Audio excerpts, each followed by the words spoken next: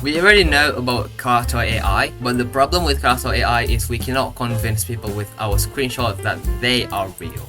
So in this video, I would like to make this character AI chat look like WhatsApp so people will believe that this is real. I have wrote something to make this look like WhatsApp. This is a script called CSS file. This CSS file works as a modifier for the interface of the website. So basically it will change a lot of things in this website, but only for our client side. This is called as a user CSS style sheet.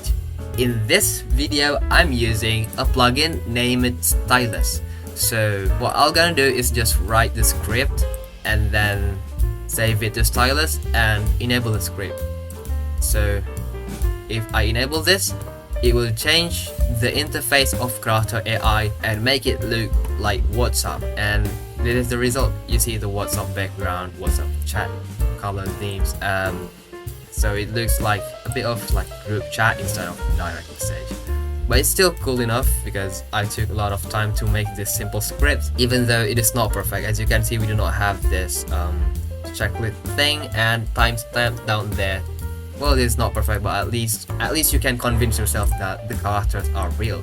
I also removed the c.ai badge here and also some annoying text down there. I forgot what was the text. This is the thing that makes the chat looks real.